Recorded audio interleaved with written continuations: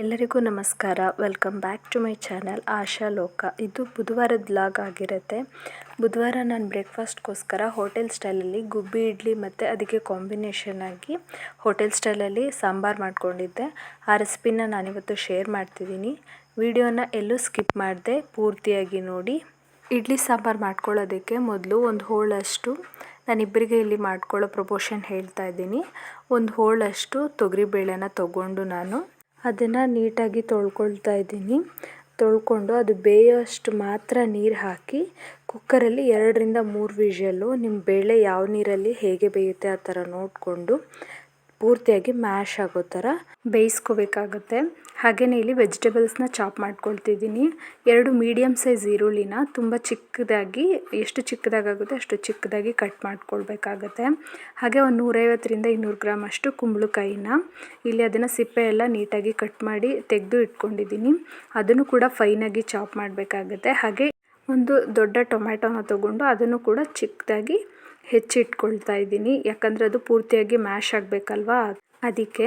ಹಾಗೆ ಒಂದು ಸ್ಟವ್ ಮೇಲೆ ಇವಾಗ ಒಂದು ಪಾತ್ರೆ ಇಟ್ಕೊಂಡು ಅದಕ್ಕೆ 1 ಟೇಬಲ್ ಸ್ಪೂನಷ್ಟು ಎಣ್ಣೆ ಹಾಕ್ಕೊಂಡಿದ್ದೀನಿ. 1 ಟೀ ಸ್ಪೂನಷ್ಟು ಹಾಕ್ಕೊಂಡ್ರೂ ನಡೆಯುತ್ತೆ.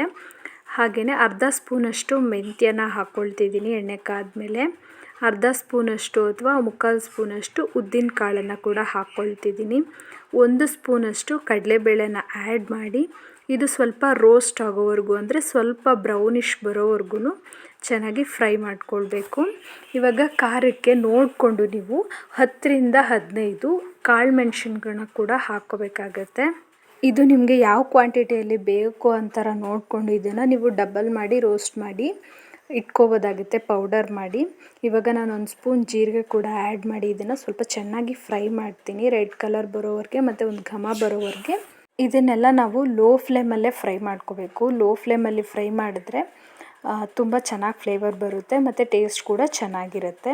ಸೊ ಅದಕ್ಕೆ ಚೆನ್ನಾಗಿ ಇದನ್ನು ಫ್ರೈ ಮಾಡ್ಕೊಳ್ತಿದ್ದೀನಿ. ಇವಾಗ ಇದಕ್ಕೆ 2 ಸ್ಪೂನಷ್ಟು ಧನಿಯಾನ ನಾನು 2 ಟೇಬಲ್ ಸ್ಪೂನಷ್ಟು ಧನಿಯಾನ ನಾನು ಆ್ಯಡ್ ಮಾಡ್ಕೊಳ್ತಿದ್ದೀನಿ. ಮತ್ತು ಒಂದು ಅರ್ಧ ಇಂಚಷ್ಟು ಚಕ್ಕೆ ಕೂಡ ಹಾಕಿ ಫ್ರೈ ಮಾಡ್ಕೊಳ್ತಿದ್ದೀನಿ. ನಾನು ಏನು ಪ್ರಪೋರ್ಷನಲ್ಲಿ ಮಾಡಿದ್ದೀನಿ ಅದು ಆಲ್ಮೋಸ್ಟ್ ಒಂದು ಹಿಡಿ ಬೇಳೆಗಾಗುವಷ್ಟು ನಾನು ಹಾಕ್ಕೊಂಡು ಒಂದೇ ಟೈಮ್ಗೆ ಫ್ರೈ ಮಾಡಿಕೊಂಡು ಪುಡಿ ಮಾಡ್ಕೊಳ್ತೀನಿ. ನಿಮಗೆ ಯಾವ ಪ್ರಪೋರ್ಷನಲ್ಲಿ ಬೇಕೋ ಅದನ್ನು ನೀವು ಇಲ್ಲಿ ಡಬಲ್ ಮಾಡಿಕೊಂಡು ಅಥವಾ ಸ್ವಲ್ಪ ಕಡಿಮೆ ಮಾಡಿಕೊಂಡು ಫ್ರೈ ಮಾಡಿಕೊಂಡು ಪೌಡ್ರ್ ಮಾಡ್ಕೋಬೋದು. ಇವಾಗ 2 ಗುಂಟೂರು ಮೆಣಸಿನ್ಕಾಯಿನ ಇದಕ್ಕೆ ಹಾಕ್ತಿದ್ದೀನಿ. ಇದು ಖಾರಕ್ಕೋಸ್ಕರ. ಕಾಳು ಮೆಣಸಿನ ಕೂಡ ನಾನು ಸ್ವಲ್ಪ ಕಡಿಮೆ ಹಾಕ್ಕೊಂಡಿದ್ದೀನಿ. ಇವಾಗ ಒಂದು 3-4 ಬ್ಯಾಡಗಿ ಮೆಣಸಿನ್ಕಾಯಿನ ಹಾಕ್ಕೊಳ್ತಿದ್ದೀನಿ. ಇದು ಸ್ವಲ್ಪ ಖಾರ ಆಗುತ್ತೆ ಮತ್ತು ಕಲರ್ ರೆಡ್ ಕಲರ್ಗೆ ಚೆನ್ನಾಗಿ ಬರುತ್ತೆ ಅಂತ ನಾನು 2. ನೀವು ಖಾರ ಕಡಿಮೆ ಬೇಕು ಅಂತ ಹೇಳಿದ್ರೆ ಕೇವಲ ಬ್ಯಾಡಗಿ ಮೆಣಸಿನ್ಕಾಯಿ ಮಾತ್ರ ಹಾಕ್ಕೊಳ್ಬೋದು. ಹಾಗೆಯೇ ಒಂದು ಅರ್ಧ ಹಿಡಿಯಷ್ಟು ಕರಿಬೇವಿನ ಸೊಪ್ಪನ್ನು ಕೂಡ ನಾನಿಲ್ಲಿ ಫ್ರೈ ಮಾಡ್ಕೊಳ್ತಿದ್ದೀನಿ. ಒಣಮೆಣಸಿನ್ಕಾಯಿ ಹಾಗೂ ಕರಿಬೇವಿನ ಸೊಪ್ಪು ಈಕ್ವಲ್ ಆಗಿ ಫ್ರೈ ಆಗುತ್ತೆ. ಅದಕ್ಕೆ ನಾನು ಕಾಳುಗಳು, ಧನಿಯಾ ಎಲ್ಲ ಪೂರ್ತಿ ಫ್ರೈ ಆದಮೇಲೆ ಕೊನೆಯಲ್ಲಿ ಇದನ್ನು ಸೇರಿಸ್ಕೊಂಡು ಫ್ರೈ ಮಾಡ್ಕೊಳ್ತಿದ್ದೀನಿ. ನೋಡಿ, ಎಲ್ಲದೂ ಸ್ವಲ್ಪ ಕಲರ್ ಚೇಂಜ್ ಆಗಿ ಸ್ವಲ್ಪ ಕ್ರಿಸ್ಪ್ ಆಗುತ್ತೆ. ನಂತರ ಅದನ್ನು ಆರಕ್ಕೆ ಬಿಟ್ಬಿಟ್ಟು ಇವಾಗ ಇನ್ನೊಂದು ಪಾತ್ರೆಗೆ ನಾನಿಲ್ಲಿ ಒಂದು 4-5 ಟೇಬಲ್ ಸ್ಪೂನಷ್ಟು ಎಣ್ಣೆನ ಹಾಕ್ಕೊಳ್ತಾ ಇದ್ದೀನಿ. ತರಕಾರಿಗಳು ಎಣ್ಣೆಲಿ ಬೆಂದರೆ ತುಂಬ ಚೆನ್ನಾಗಿರುತ್ತೆ, ಅದಕ್ಕೆ ನಾನು ಸ್ವಲ್ಪ ಎಣ್ಣೆನ ಜಾಸ್ತಿ ಹಾಕ್ಕೊಳ್ತಿದ್ದೀನಿ. ನೀವು ಎಣ್ಣೆ ಕಡಿಮೆ ತಿನ್ನೋರಾದರೆ ಸ್ವಲ್ಪ ಕಡಿಮೆ ಮಾಡಿಕೊಂಡು ಹಾಕ್ಕೋಬೋದು. ಇವಾಗ ಎಣ್ಣೆ ಕಾದಿದೆ. ಇವಾಗ 1 ಸ್ಪೂನಷ್ಟು ಜೀರಿಗೆನ ಇದಕ್ಕೆ ಹಾಕ್ಕೊಳ್ತಿದ್ದೀನಿ ಫ್ಲೇವರ್ಗೆ. ಇದಕ್ಕೆ ಸಾಸಿವೆ ಏನೋ ನಾವು ಬಳಸ್ತಾ ಇಲ್ಲ ಈ ಹಂತದಲ್ಲಿ.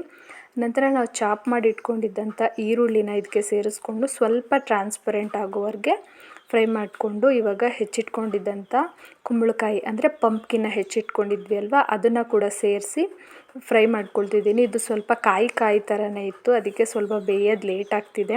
ನೀವು ಪೂರ್ತಿ ಹಣ್ಣಾಗಿರೋದನ್ನು ತೊಗೊಂಡ್ರೆ ಅದು ಬೇಗನೆ ಬೆಂದೋಗ್ಬಿಡುತ್ತೆ.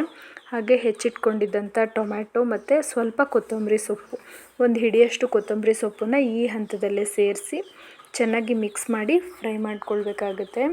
ಎಣ್ಣೆಯಲ್ಲೇ ಇದನ್ನೆಲ್ಲ ಚೆನ್ನಾಗಿ ಫ್ರೈ ಮಾಡ್ಕೊಳ್ಳಿ ಒಗ್ಗರಣೆಯಲ್ಲಿ.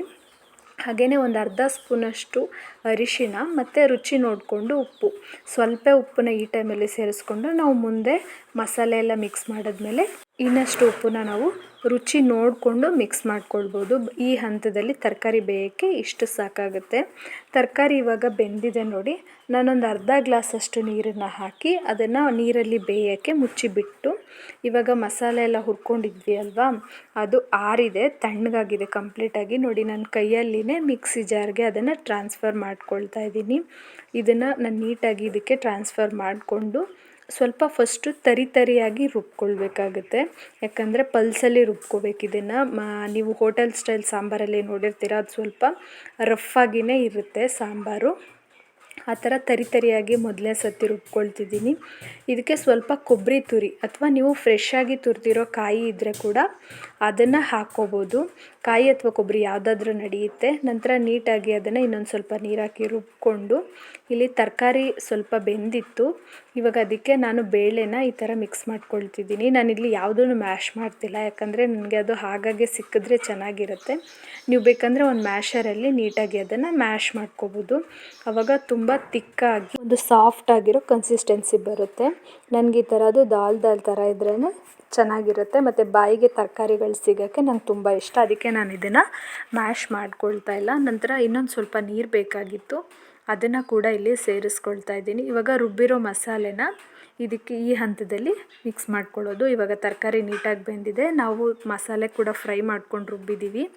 ಇವಾಗ ಎರಡನ್ನು ಮಿಕ್ಸ್ ಮಾಡಿ ಮಿಕ್ಸಿ ಜಾರ್ ತೊಳೆದಿರೋ ನೀರನ್ನು ಸ್ವಲ್ಪ ಸೇರಿಸ್ಕೊಂಡು, ನೀವು ನೀರು ನಿಮಗೆ ಯಾವ ಕನ್ಸಿಸ್ಟೆನ್ಸಿ ಬೇಕಾಗಿರುತ್ತೆ ಆ ಕನ್ಸಿಸ್ಟೆನ್ಸಿ ತೊಗೊಳ್ಳಿ. ನನಗೆ ಗ್ರೇವಿ ಸ್ವಲ್ಪ ಗಟ್ಟಿ ಇದ್ದರೆ ಇಷ್ಟ, ನಾನು ಹಾಗೆ ಸೇರಿಸ್ಕೊಂಡು ಕುದಿಯೋಕೆ ಇಟ್ಟಿದ್ದೀನಿ. ಹಾಗೆ ನೋಡಿ, ನಿನ್ನೆ ರಾತ್ರಿ ರುಬ್ಬಿಟ್ಟಿರೋ ಇಡ್ಲಿ ಹಿಟ್ಟು ಈ ಥರ ಉಬ್ಬಿ ಬಂದಿತ್ತು. ಇದನ್ನು ಹೀಗೆ ಚೆನ್ನಾಗಿ ಮಿಕ್ಸ್ ಮಾಡಬೇಕು. ಅಂದರೆ ಇದು ಉಬ್ಬಿರೋ ಅಂಥದ್ದು ಉದ್ದಿನ ಕಾಳನ್ನು ಹಿಟ್ಟೆಲ್ಲ ಮೇಲ್ಗಡೆ ಇರುತ್ತೆ.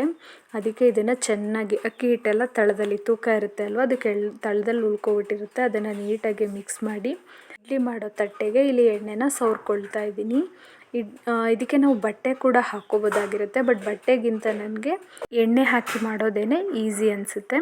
ಇವಾಗ ಒಂದು ದೊಡ್ಡ ಗ್ಲಾಸಲ್ಲಿ 1.5 ಗ್ಲಾಸಷ್ಟು ನೀರನ್ನು ಪಾತ್ರೆಗೆ ಹಾಕ್ಕೊಂಡು ನಾನು ಅದನ್ನು ಕುದಿಯೋಕ್ಕೆ ಒಲೆ ಮೇಲೆ ಇಟ್ಟಿದ್ದೀನಿ. ಇವಾಗ ಇಡ್ಲಿ ಹಿಟ್ಟನ್ನು ನಾವು ಪ್ಲೇಟ್ಗೆ ಟ್ರಾನ್ಸ್ಫರ್ ಮಾಡ್ಕೊಳ್ತಾ ಇದ್ದೀನಿ. ಒಂದು ಸೌಟಷ್ಟು ಒಂದು ಇಡ್ಲಿಗೆ ಹಾಕ್ತಾ ಇದ್ದೀನಿ. ಇದು ಉಬ್ಬಿ ಬರೋದ್ರಿಂದ ಒಂದು ಅರ್ಧ ಸೌಟಷ್ಟೇ ಸಾಕಾಗುತ್ತೆ. ಅದಕ್ಕೆ ಒಂದು ಅರ್ಧ ಸೌಟಷ್ಟು ನೋಡಿ ಈ ಥರ ಹಾಕ್ಕೊಳ್ತಾ ಇದ್ದೀನಿ ನೀಟಾಗಿ.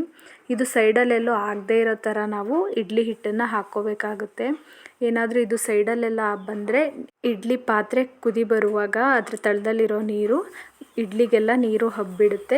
ಅದಕ್ಕೆ ನಾವು ನೀಟಾಗಿ ಇದನ್ನು ಒಳಗಡೆ ಬರೀ ಹಳ್ಳಗಳಲ್ಲಿ ಮಾತ್ರ ಕೂತ್ಕೊಳ್ಳೋ ಥರ ಹಾಕಿ ನೋಡಿ ಈ ಥರ ಇಡ್ಲಿ ಪಾತ್ರೆಗೆ ಜೋಡಿಸಿ ಇದನ್ನು ನಾನು ಮುಚ್ಚಿ ಸ್ಟೀಮ್ ಮಾಡೋಕ್ಕೆ ಇಟ್ಕೊಳ್ತಿದ್ದೀನಿ.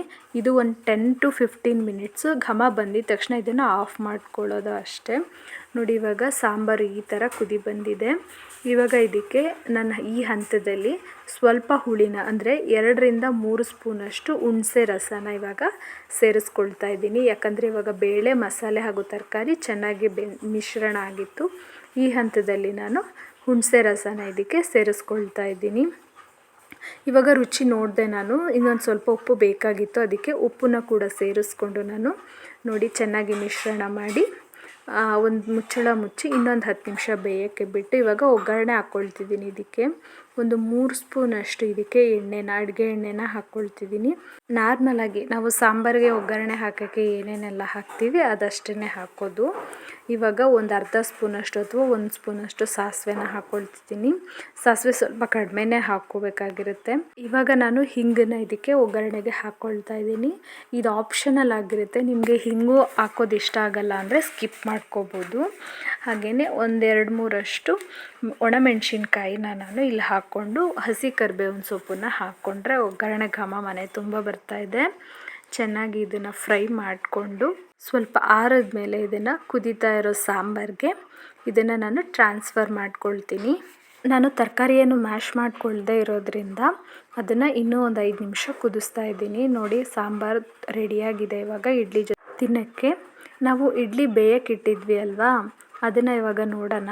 ನೋಡಿ ಇವಾಗ 15 ರಿಂದ 18 ನಿಮಿಷ ಆಗಿದೆ ನಾನು ಇಡ್ಲಿ ಪಾತ್ರೆ ಇಟ್ಟು.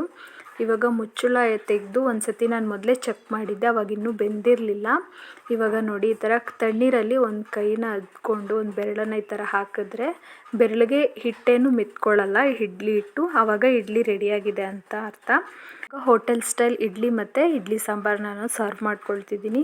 ಇವತ್ತಿನ ವ್ಲಾಗ್ನ ನಾನು ಇಲ್ಲಿಗೆ ಎಂಡ್ ಮಾಡ್ತಾ ಇದ್ದೀನಿ. ಈ ವ್ಲಾಗ್ ನಿಮಗೆ ಸ್ವಲ್ಪ ಆದರೂ ಇಷ್ಟ ಆದರೆ ಪ್ಲೀಸ್ ಒಂದು ಲೈಕ್ ಮಾಡಿ. ನೀವು ಮೊದಲನೇ ಸರಿ ನನ್ನ ಚಾನಲನ್ನು ನೋಡ್ತಾ ಇದ್ದರೆ ಸಬ್ಸ್ಕ್ರೈಬ್ ಮಾಡ್ಕೊಂಡು ನೋಡಿ. ಶೇರ್ ಮಾಡೋದನ್ನು ಮರಿಬೇಡಿ. ಧನ್ಯವಾದಗಳು.